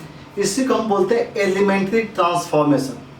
इसी को क्या बोलते हैं हम, एलिमेंट्री ट्रांसफॉर्मेशन मेथड बोलते हैं। और ये जो इस टाइप की जो कंडीशंस अप्लाई होती हैं, तो कंडीशन बेस्ड जो भी क्वेश्चंस होते हैं वो ऑलवेज बोर्ड में ही पूछे जाते हैं, क्योंकि आपको ये पता है कि जब आप मेंस या एडवांस का क्वेश्चन देखते हैं वहाँ पे ऑप्शनल आंसर होते हैं, तो वहाँ पे आप किसी भी मेथड से करिए वहाँ पे कोई कंडीशन नहीं होती है। लेकिन जैसी बात आती है कि एलिमेंट्री रो ट्रांसफॉर्मेशन के थ्रू आप इन्वर्स निकालिए, तो इसका मतलब सीधा सा है कि आपका क्वेश्चन जो आ रहा है वो कहाँ से आएगा, वो बोर्ड में आएगा। और ये बहुत इंपॉर्टेंट पार्ट होता है, ध्यान रखिएगा, बोर्ड के लिए बहुत इंपॉर्टेंट पार्ट है। और ये जो क्वेश्चंस बनते हैं वो मैक्सिमम मार्क के क्वेश्चंस बनते हैं, मैक्सिमम मार्क के क्वेश्चन बनते हैं, क्योंकि बहुत अच्छी सी कैलकुलेशन होती है इसके अंदर, ठीक है। तो हम लोग जब क्वेश्चन को सॉल्व करेंगे तो यहाँ पे बात ये होती है कि या तो आप केवल रो ऑपरेशन करेंगे या तो आप केवल कॉलम ऑपरेशन करेंगे, ठीक है। तो इस टाइप के क्वेश्चंस में या तो कॉलम ऑपरेशन केवल होता है या तो रो ऑपरेशन होता है। अब रो ऑपरेशन ज़्यादा इंपॉर्टेंट इसलिए होता है क्योंकि कई बार क्वेश्चन इनवर्स निकालने के लिए आपसे पूछा तो रो ऑपरेशन से कहा जाता है, और आपको इक्वेशन भी सॉल्व करने के लिए कही जाती है। क्योंकि अगर इक्वेशन दी जाएंगी, समझिएगा, इक्वेशन अगर है तो इक्वेशन में क्या होता है कि राइट हैंड साइड में जो वैल्यू होती है वो सिंगल कॉलम होता है, तो कॉलम का कॉलम से ऑपरेशन हो ही नहीं सकता है। इसलिए इंपॉर्टेंट क्या है, रो ऑपरेशन इंपॉर्टेंट होती है। तो ऑपरेशन उसी टाइप से होती है जैसे कि आप लोग डिटर्मिनेंट को सॉल्व करने में यूज करते हो। तो सबसे पहला काम तो ये है कि इनवर्स को कैसे निकालना। तो हम इनवर्स के हम जो कॉन्सेप्ट बता देंगे, आपको केवल वो फॉलो कर लेना है, क्वेश्चन बहुत इजीली निकल जाता है। मतलब क्वेश्चन लेंदी तो होता है लेकिन आपको दिक्कत नहीं आती है। तो पहला काम तो ये है कि इनवर्स कब निकलेगा, तो इनवर्स तो तभी निकलेगा जब भाई उसके डिटर्मिनेंट की वैल्यू 0 नहीं होगी। इसके बारे में तो आपको पता होना चाहिए कि इनवर्स कब निकलेगा, जब वो एक नॉन सिंगुलर मैट्रिक्स होगा। मतलब इनवर्स ऑफ मैट्रिक्स का मतलब ये है कि matrix should be non singular. तो जब भी आप क्वेश्चन सॉल्व करें तो हमेशा ये चेक कर लें कि भाई मैट्रिक्स सिंगुलर तो नहीं है। अगर सिंगुलर है, और सिंगुलर का मतलब क्या है कि इसका डिटर्मिनेंट जो होगा वो 0 नहीं है, ठीक है। तो एक रफली काम हम लोग कर लेते हैं कि हमने 2 क्वेश्चन दिए हुए हैं। एक तो 2 क्रॉस 2 का दिया है, जिससे कि एक बेसिक कॉन्सेप्ट आपका क्लियर हो जाएगा कि 2 क्रॉस 2 में जिस टाइप से आप काम करेंगे वैसे ही आपको काम 3 क्रॉस 3 में करना पड़ेगा, ठीक है। तो स्टार्ट करें 2 क्रॉस 2 के लिए। तो सिंपल सा एक काम करें कि अगर हम इसका डिटरमिनेंट देखें, हमारे पास क्या दिया गया है 7 4 1 -3। इसका डिटरमिनेंट देखा जाए तो यह गया -21 और माइनस का 4, वैल्यू क्या होगा -25, which is not equal to 0। मतलब ए इनवर्स आप इसका निकालेंगे, ठीक है। तो इनवर्स कैसे निकालेंगे उसके बारे में बात कर लेते हैं। तो कभी भी किसी भी ऑपरेशन के थ्रू अगर आपको इनवर्स निकालना है तो आपके पास सिंपल सा एक कहानी होती है, ए इंटू ए इनवर्स की वैल्यू हम लिखते हैं identity matrix. A into A inverse की वैल्यू क्या लिखते हैं, आइडेंटिटी मैट्रिक्स।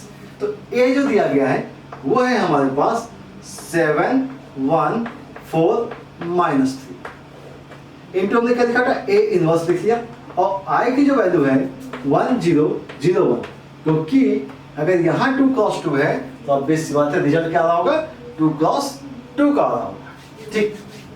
ये कहानी तो होगी। अब होता क्या है, क्वेश्चन को सॉल्व कैसे करना है, ये बहुत इंपॉर्टेंट चीज है। तो हमेशा पहली स्टेप ये करिएगा, पहले स्टेप के बारे में बात कर रहा हूं कि जो पहला एलिमेंट है ना, फर्स्ट एलिमेंट, इस फर्स्ट एलिमेंट को आपको 1 करना है। फर्स्ट एलिमेंट को आपको 1 करना है। तो 1 2 तरीके से हो सकता है, या तो आप इसको इंटरचेंज कर दीजिए, ठीक है ना। इसको इंटरचेंज किए तो इंटरचेंज करने में क्या लग गया, कॉलम ऑपरेशन लग गया। तो आपको ये नहीं करना है, ठीक है ना, क्योंकि आपने बात किसकी की है, रो ट्रांसफॉर्मेशन की, तो रो में ही काम होगा, ठीक है।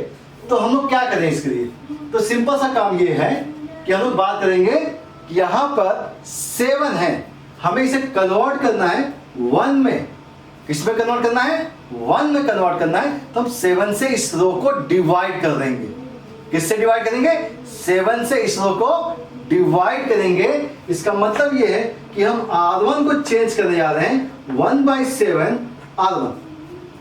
ठीक है, पहले स्टेप। तो हमने क्या किया कि 1/7 किया, तो बेटा यहाँ क्या आ गया 1 आ गया, यहाँ आ गया 1/7। और जो काम आप लेफ्ट हैंड साइड में करेंगे, सुनते रहिएगा, जो काम लेफ्ट हैंड साइड में करेंगे वही काम आपको राइट में करना है। तो यहाँ पे क्या है 1/7 आ गया, 0 0 1 आ गया। ठीक है, ये बात समझ में आई? ठीक है, हाँ, तो ये 1 हो गया। अब दूसरा टारगेट क्या होना चाहिए समझिएगा। ये जो डायगोनल है बेटा, ये जो डायगोनल है, डायगोनल के नीचे का एलिमेंट जो है, ये जो एलिमेंट है फर्स्ट एलिमेंट, ये जो है एलिमेंट है डायगोनल के नीचे का एलिमेंट है, इस एलिमेंट को आपको 0 करना है। एलिमेंट को क्या करना है 0 करना है। अपना टारगेट क्या है, इसको हम आइडेंटिटी एलिमेंट बनाएंगे। क्या बनाएंगे आइडेंटिटी। तो आइडेंटिटी के साथ ए इनवर्स का मल्टीप्लिकेशन होगा। चेंज देखिए क्या हो रहा है, हम यहाँ पे आइडेंटिटी बनाने जा रहे हैं, तो A inverse is equal to, obvious सी बात है कि जो भी रिजल्ट आएगा वो क्या होगा ए इनवर्स होगा। क्या होगा ए इनवर्स होगा। तो हमें इसे 0 करना है। 0 कब होगा कि भाई अगर हमने R2 को चेंज किया, R2 माइनस का 4R1, 4 मल्टीप्लाई करके इससे माइनस कर दीजिए, ऑब्वियस सी बात है 0 हो जाएगा। चलिए इस स्टेप पे देखते हैं। 1 है 1/7, क्योंकि हमने R2 में चेंज किया है इसलिए हमने इसे कुछ भी नहीं किया। ए इनवर्स किया, यहाँ आ गया 1/7 कॉमा यहाँ पे 0, ध्यान से 4 - 4 0 हो गया। यहाँ पे है माइनस का 3, यहाँ 4 मल्टीप्लाई किया, बहुत ध्यान सुनिएगा, -3 माइनस का 4/7 हो गया, तो माइनस का 21 -4 माइनस का 25/7 हो गया। ठीक है, सिमिलरली यहाँ पे देखिए 0 है, यहाँ आपने 4 मल्टीप्लाई करके माइनस किया है, तो -4/7 हो गया, और यहाँ पे क्या आ गया 1 ही रहेगा। ये काम तो कंप्लीट। जैसे ही काम कंप्लीट हो जाता है, इसके बाद क्या करना होता है, हमें यहाँ पे आइडेंटिटी करनी है। तो दूसरा काम ये है कि आप इसको 1 करिए। तो पहली स्टेप क्या थी बेटा, हमें फर्स्ट एलिमेंट को 1 करना था। दूसरी स्टेप क्या है कि डायगोनल के नीचे के एलिमेंट को हमें 0 करना है। फिर थर्ड स्टेप के बारे में बात कर रहा हूँ कि डायगोनल का एलिमेंट क्या करना है, आपको 1 करना है। 1 करने का मतलब है कि हम इसको 1 करने जा रहे हैं। इसका मतलब है कि हमने R2 को चेंज किया, क्या किया -7/25 R2 कर दिया। इसका मतलब हो गया कि जो वैल्यू है 1/7 हो गई, ए इनवर्स हो गया, इज इक्वल टू आ गया 1/7 और ये 0 आ गया। हम -7/25 से मल्टीप्लाई कर रहे हैं, ये वैल्यू 0 आएगी, यहाँ वैल्यू आएगी 1। ठीक है, और इधर जो वैल्यू आनी चाहिए थी मल्टीप्लाई करके देखिए, तो 7 कैंसिल आउट होगा, 4/25 आ जाएगा, 4/25, 4/25 आ गया, और यहाँ पे आ गया -7/25, -7/25 आ गया। ठीक है, देखिएगा ध्यान से कि इधर का नंबर जो है वो आसान होता जा रहा है, इधर थोड़ी सी कॉम्प्लेक्सिटी बढ़ती जा रही है। अब कुछ नहीं करना, बहुत सिंपल सा। यहाँ पे 1 हो गया, ये थर्ड स्टेप हो गया। अब फोर्थ स्टेप क्या, इस डायगोनल के ऊपर के एलिमेंट को 0 करना है, और ऑपरेशन क्या करना है, 2 करना है। तो अगर इसे 0 करना है तो ऑब्वियस सी बात है कि हम इसका ऑपरेशन इसके साथ कर दें तो अपना काम बन जाएगा। ध्यान से देखिएगा, हम अब R1 को चेंज करने जा रहे हैं। R1 ये है, और यहाँ 1/7 कर लेते हैं। ठीक है, यहाँ हम लोग क्या कर ले, 7R1 कर ले, क्या कर ले 7R1 माइनस का R2 कर लेते हैं, इससे भी काम बन जाएगा अपना। 7 मल्टीप्लाई करके यहाँ माइनस कर लेते हैं, काम बन जाएगा। ठीक है, तो देखिएगा अगर हम 7 मल्टीप्लाई करके माइनस करेंगे तो यहाँ बेटा चेंज हो जाएगा, देखो ध्यान से, यहाँ 7 हो जाएगा, तो ये नहीं करते, 1/7 ही करते हैं। ठीक है ना, माइनस का 1/7 कर दिया। ठीक है, तो यहाँ पे R1 में कोई भी चेंज नहीं करना है। तो देखिए वहां पे क्या आ गया, इन मैट्रिक्स 1 माइनस का समथिंग कुछ भी करिए तो 1 नहीं आएगा। यहाँ पे 1/7 है और माइनस का 1/7 कर दिया, 0 आ गया। यहाँ पे आ गया 0 1, ए इनवर्स इज इक्वल, यहाँ देखते हैं क्योंकि जो कैलकुलेशन है वो राइट साइड के पार्ट में है। 1/7 है बेटा, ध्यान से देखिएगा, 1/7 है, इंटू क्या किया आपने, सॉरी माइनस किया है आपने 1/7 इंटू 4/25, ये तो किया है। ठीक है, इसका मतलब है कि 1/7 कॉमन ले लेते हैं, तो ये आ गया 1 माइनस का 4/25, वैल्यू आएगी 21/25, 1/7 इंटू 21/25, 7 से कैंसिल किया 3/25, तो वैल्यू क्या आ गई 3/25 आ गई।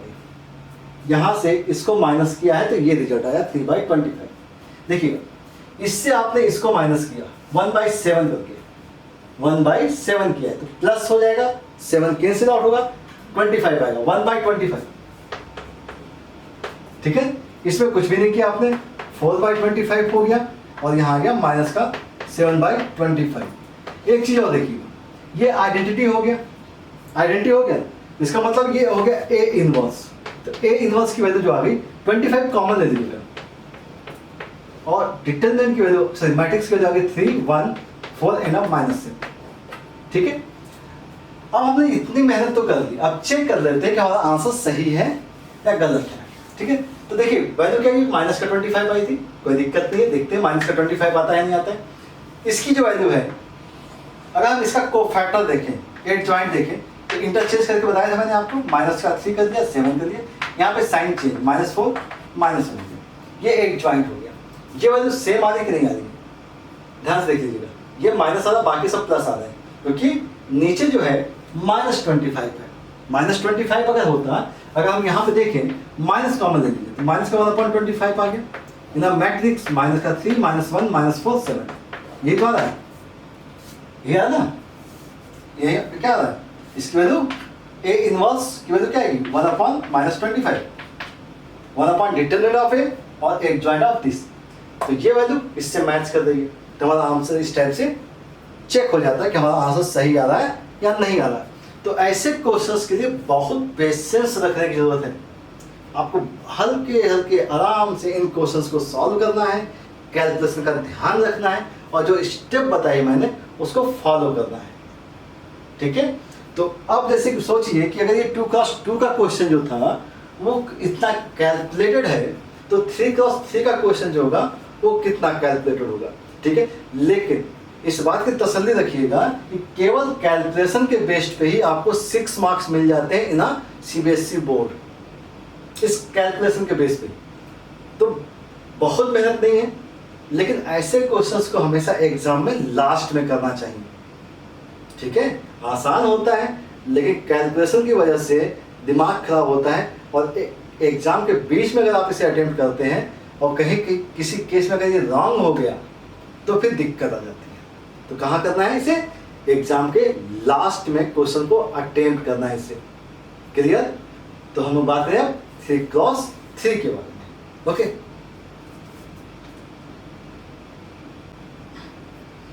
चलिए बात करने जाते हैं, नेक्स्ट इनवर्स निकालना है हमें, और 3x3 मैट्रिक्स है। ऑर्डर क्या बेटा, 3x3 मैट्रिक्स है, और यूज क्या करना है, यूज रो ट्रांसफॉर्मेशन मेथड, रो ट्रांसफॉर्मेशन मेथड। अब इसे कैसे सॉल्व करना है उसके बारे में हमने बात की थी कि 2x2 को कैसे सॉल्व करना होता है। तो पहला काम तो डिटरमिनेंट चेक कर लीजिए, ठीक है, और देन आप इसका इनवर्स निकालेंगे। ठीक है, तो अगर हम इसका डिटरमिनेंट चेक करते हैं तो इसका डिटरमिनेंट जो आ रहा है वो चेक कर लीजिए। 2 के रिस्पेक्ट में क्या आएगा, 2 -4 + 1, इसके रिस्पेक्ट में आया 1 माइनस का 12, और +3 के रिस्पेक्ट में अगर देखें तो 1 माइनस का 6 आ गया। ठीक है, तो ये वैल्यू आ गई माइनस का 4 -11 and -15 and which is not equal to 0, क्योंकि वैल्यू कितनी आ गई, -30 आ गई। -30 लिख लेते हैं, और ये वैल्यू 0 नहीं है, इसका मतलब है इनवर्स एग्जिस्ट करेगा। ठीक है, इनवर्स क्या करेगा, एग्जिस्ट करेगा। तो कहानी तो अपने पास है कि A into A inverse is equal to I लिखना है, और इसे कहाँ तक लेके जाना है भाई, I into A inverse is equal to A inverse तक लेके जाना है। यहाँ से स्टार्ट करना है और A को कन्वर्ट करना है I के फॉर्म में। ठीक है, और फिर सॉल्व कर लेना है। चलिए तो देखते हैं। तो हमारे पास जो A दिया गया है ठीक है ना, बहुत आराम से लिखेंगे इन क्वेश्चंस को, बहुत ध्यान से लिखना है। 2 -1 3 1 2 4 एंड 3 1 1 दिया गया है। ए इनवर्स हम यहाँ लिख देते हैं, इज इक्वल टू दिया गया है 1 0 0 0 1 0 एंड 0 0 1। ठीक है, पहला स्टेप हमने बताया था कि जो फर्स्ट एलिमेंट होता है किसी भी मैट्रिक्स का, उसको आपको 1 करना होता है। इस एलिमेंट को आपको क्या करना है, 1 करना है। तो आइदर आप ऑपरेशन के थ्रू 1 कर सकते हैं या आप इसके मूवमेंट के थ्रू भी 1 कर सकते हैं, आप इसे मूव करा सकते हैं। तो हमने क्या किया कि पहली स्टेप ये की कि R1 को R2 में चेंज कर दिया। ठीक है, ये चेंज करने के बाद आपको क्या मिल गया बेटा, ये मिल गया 1 2 4, ये हो गया A इनवर्स, और यहाँ आ गया 0 1 0। ध्यान से देखिएगा, यहाँ पे भी चेंज कर दिया, यहाँ पे आएगा 2 -1 3 एंड 3 1 1। ठीक है, यहाँ पे देखते हैं 1 0 0 एंड 0 0 1। ये वैल्यू हो गई। अब इसके बाद क्या कहा था मैंने कि जो डायगोनल है ना, ये जो डायगोनल है, इसके नीचे के एलिमेंट को 0 करना है, इसके नीचे के एलिमेंट को 0 करना है। तो ध्यान से देखिए कि 2 है और ये 3 है। सबसे पहला टारगेट इनको बनाया करिए, इनको हमें 0 करना है। ठीक है, तो देखिए चेंज किस में करना है, R2 में करना है, और चेंज किस में करना है, R3 में करना है। स्टेप ध्यान रखिएगा, R2 में करना है और R3 में करना है। तो इसका मतलब है कि हमें R2 में चेंज करना है। तो R2 का ऑपरेशन अगर हम R1 के साथ कर दें और 2 मल्टीप्लाई करके, तो 2 माइनस का 2 क्या हो जाएगा, 0 हो जाएगा। ऐसे ही अगर R3 को चेंज करें, R3 माइनस का 3 R1 कर दिया जाए, यहाँ 3 मल्टीप्लाई करके इससे माइनस कर दें तो रिजल्ट 0 हो जाएगा। ठीक है, तो इस स्टेप को फॉलो करने जा रहे हैं, और डिटर्मिनेंट को, मैट्रिक्स को बहुत ध्यान से लिखिएगा, कैलकुलेशन को बहुत ध्यान से करना है। तो हमने क्या किया, फर्स्ट रो को कुछ भी नहीं करना है, फर्स्ट रो को कुछ भी नहीं करना है। तो 1 2 एंड 4 लिखा, 0 1 0 लिखा, फर्स्ट रो में कुछ भी नहीं किया। इससे आपने 2 मल्टीप्लाई करके माइनस किया, मतलब इसका तो 0 टारगेट था। यहाँ 2 मल्टीप्लाई किया, ध्यान से सुनिएगा, यहाँ 2 मल्टीप्लाई किया तो इसका मतलब 4 हो गया। तो -1 -4, इसकी वजह होगी -5। ठीक है, ये 3, ये 4, मतलब ये 4 2 जा 8 हो जाएगा, और 3 -8 की वैल्यू -5 आ जाएगी। ठीक है, यहाँ भी देख सकते हैं 3 -3, ये वैल्यू 0 हो जानी चाहिए। यहाँ 1 है, यहाँ पे 2 है बेटा, तो 3 मल्टीप्लाई करेंगे तो कितना आ जाएगा, 6 आ जाएगा। तो 1 - 6 -5 हो गया। और यहाँ देखा जाए तो यहाँ मल्टीप्लाई 3 का हुआ तो 12, और 1 से माइनस किया 12 का, तो -11 आ गया। ये सारी चीजें समझ में आ गई होंगी आपको। ठीक है, अब यही कहानी यहाँ हमने 2 मल्टीप्लाई करके इससे माइनस किया था, तो यहाँ पे तो कोई फर्क नहीं पड़ना चाहिए। 1 0, यहाँ 2 मल्टीप्लाई किया तो -2 आ गया, 0 से 0, कोई ऑपरेशन में दिक्कत नहीं। अब यहाँ 0 है, यहाँ 0 है, कोई दिक्कत नहीं है। 0 1 में मल्टीप्लाई किया था 3 का, तो वैल्यू आ गई -3, और यहाँ 1 -3 1 नहीं रहेगा, क्योंकि R3 में कुछ नहीं किया था। ये आ गया केस। ठीक है, अभी भी देखिएगा कि डायगोनल के एलिमेंट के नीचे एक एलिमेंट अभी बचा हुआ है, ये।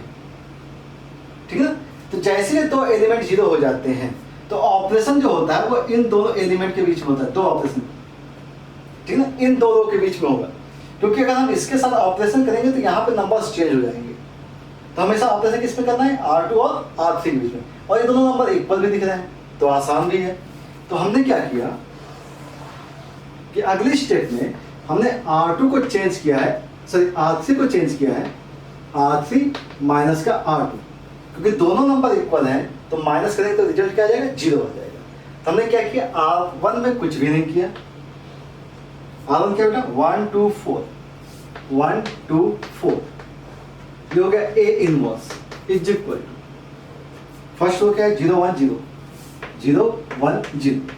ठीक है, सेकंड वाला बात करें, 0 -5 -5 0 -5 -5, यहाँ पे तो 1 -2 0 1 -2 0, क्योंकि इन नंबर्स को पहले नोट कर लिया करो जहाँ पे कोई भी ऑपरेशन नहीं हुआ है। अब दिस माइनस दिस कहा गया, R3 minus R2, this minus this, तो ऑब्वियस बात है 0 होगा, ये भी 0 होगा, 0 0 -11 + 5 मतलब -6 हो गया, -6। ठीक है, यहाँ देखिएगा दिस माइनस दिस -1 होगा, इससे आप इसे माइनस कर दें तो ये प्लस का 2 हो जाएगा, तो मतलब -1 आ जाना चाहिए, और इससे आप इसे माइनस कर दो तो वैल्यू क्या आएगी, 1 आ जाएगी।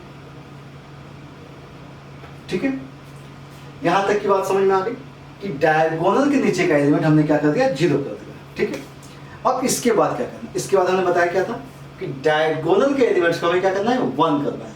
क्या करना है, 1 करना है। तो बहुत, क्योंकि इसके बाद की स्टेप जो होती है वो टफ होने लगती है, कोई कैलकुलेशन टफ होने लगता है। देखिए यहाँ -5 है, यहाँ -6 है, तो हमें सिंपल सा काम ये करना है कि हम R2 को चेंज करने जा रहे हैं, -1/5 R2, एंड R3 को चेंज करने जा रहे हैं, R3 को -1/6 R3। अब इससे बात 1 हो जाएगा। चलिए फटाफट देखते हैं अब इसे। 1 2 4 A inverse is equal to आ गया 0 1 0। इसमें हमने क्या किया, -5 से डिवाइड किया है, ये आ गया 0। ठीक है, यहाँ आ गया 1, यहाँ आ गया 1, यहाँ पे -1/5 आ गया, यहाँ पे प्लस का 2/5 होगा, यहाँ 0 आ जाएगा। ठीक है, यहाँ देखिए ये 1/5 है, ध्यान रखिएगा। और R3 को अगर 6 से डिवाइड किया, -6 से, तो वैल्यू 0 हो गई, 0 हो गई, ये हो गया 1। यहाँ देखते हैं, यहाँ 6 से डिवाइड किया गया, -6 से, तो वैल्यू आ गया 1/6, ये भी 1/6 होगी, और ये 1/6 होगी माइनस की। ठीक है, यहाँ तक की बात हो गई, ये कहानी हो गई।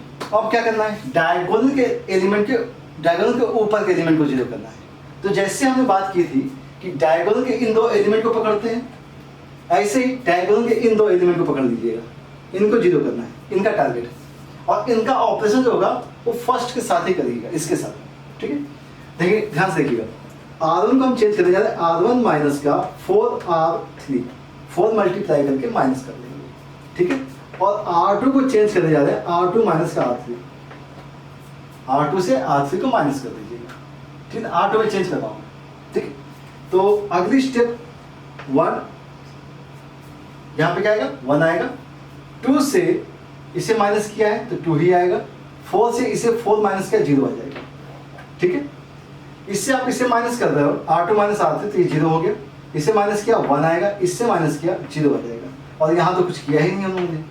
ठीक है, ये हो गया A inverse is equal to, ध्यान से देखिए, R1 से 4 टाइम्स R3 को माइनस करो, 4 टाइम्स R3, तो 0 माइनस 4 टाइम्स अगर किया तो 4/6 हो जाएगा, माइनस कर रहे हैं, इसका मतलब 2/3 हो गया।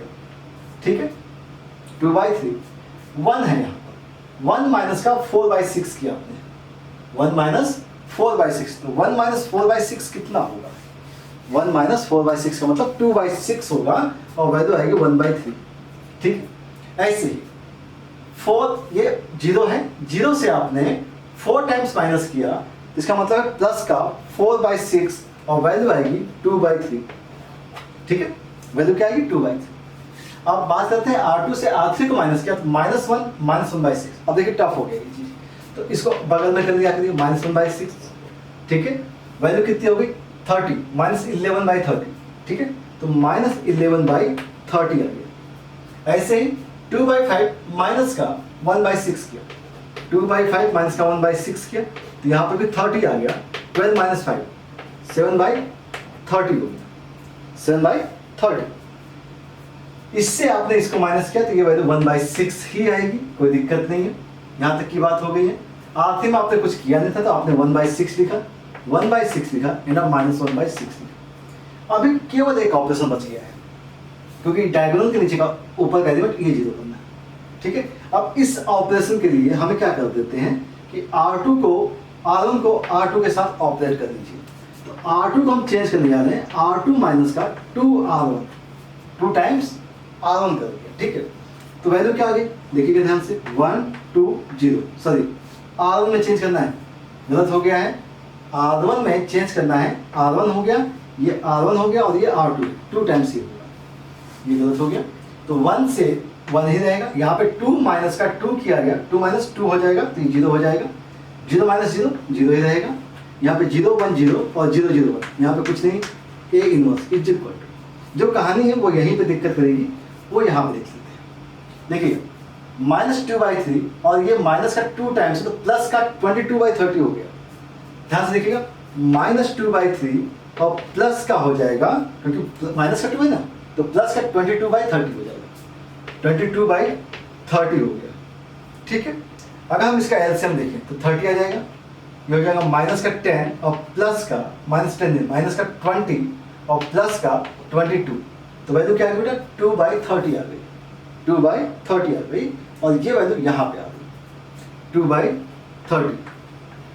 ठीक है, यहाँ देखते हैं 1/3 माइनस का 2 टाइम्स मतलब माइनस का 14/30, 1/3 माइनस 14/30 देखा तो यहाँ पे 30 आ गया, और यहाँ आ गया 10 माइनस का 14 मतलब माइनस का 4/30। ठीक है, अब यहाँ 2/3 है, तो 2/3 माइनस करना है मुझे 2 टाइम्स R2 को करना है, तो 2 टाइम्स मतलब 2/6 कर दिया, तो वैल्यू क्या आ गई बेटा 6 आ गई, यहाँ पे 2 4 हो गया, माइनस का 2 आ गया, 4 माइनस 2 मतलब कितना हो गया 2/6 हो गया। ठीक है, चेंज किसमें करना था R1 में करना था, तो बाकी सब जगह तो ऐसे ही रहेगा, माइनस 11/30 हो सकता है, 7/30 हो सकता है, और 1/6 हो जाएगा, 1/6 हो गया, 1/6 हो गया, माइनस 1/6 हो गया। ठीक है, अब ऐसे क्वेश्चन में देखिए ये आई आ गया है, ये क्या आ गया है आई आ गया है, हम साइड को इरेज कर देते हैं।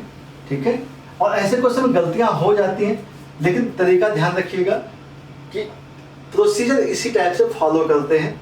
ठीक है, टाइम लगता है तो ऐसे क्वेश्चन में आप टाइम यूज कीजिए, भरपूर यूज कीजिए, लेकिन आराम से काम कर लीजिए। ये आई है, ये ए इनवर्स मतलब जो वैल्यू आ रही है वो एक्चुअल में ए इनवर्स आ रही है, तो ए इनवर्स जो आया है वो ध्यान से देखिए, अगर हम 1/30 कॉमन निकालने की कोशिश करें तो वैल्यू क्या बचती है वो देख लेंगे हम 1/30, क्योंकि जो वैल्यू निकली थी 1/30 -30 निकली थी, -30 कर देते हैं, आसान रहेगा थोड़ा समझने में।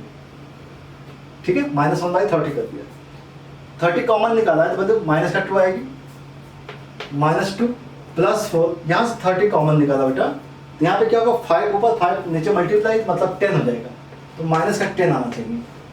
ठीक है ना, क्योंकि यहाँ प्लस है तो माइनस आएगा, क्योंकि बाहर माइनस निकाला है मैंने। यहाँ 30 है तो ऑब्वियस सी बात है 11 आ जाएगा, यहाँ पे माइनस का 7 होगा। ठीक है, और यहाँ पे आएगा ऊपर नीचे +5 -5 +5 सॉरी 5 × 5 करेंगे तो माइनस का 5 आएगा चाहिए। ठीक है, यहाँ 1/6 है तो अगेन माइनस का 5 आएगा, यहाँ पे 1/6 है माइनस का 5 आएगा, और यहाँ पे -1/6 है तो प्लस का 5 आएगा। तो मुझे लगता है कि ये इसका आंसर यही आ जाना चाहिए, ए इनवर्स की वजह। ठीक है, बात समझ में आ रही है? तो तरीके को अच्छा अगर आपने फॉलो कर दिया तो क्वेश्चन निकल जाते हैं, लेकिन बहुत ध्यान रखना होता है, क्योंकि हम लोग को भी अगर इस टाइप के कैलकुलेशन करने होते हैं तो साइड में आप रफ वर्क कर लेते हैं। ओके, चलिए, तो तरीका क्या है, पहली स्टेप क्या है कि फर्स्ट एलिमेंट 1 होना चाहिए तो 1 किया, फिर डायगोनल का एलिमेंट 0 होना चाहिए तो आपने इसके नीचे का 0 कर दिया, फिर इसे 0 किया, फिर इसको 1 करना है आपको तो इसे आपने 1 कर दिया, डिवाइड मेथड से डिवाइड कर दिया आपने। ठीक है, जो काम ध्यान रखिएगा लेफ्ट हैंड साइड करेंगे वही काम राइट हैंड साइड करेंगे, फिर डायगोनल के ऊपर के एलिमेंट को 0 करना शुरू कर दिया। तो जब इससे ही ये केस हो जाता है, इसके बाद का थोड़ा कैलकुलेशन टफ होता है। ठीक है, लेकिन अगर आप सावधानी से काम करते हैं तो क्वेश्चन निकल जाता है। चलिए।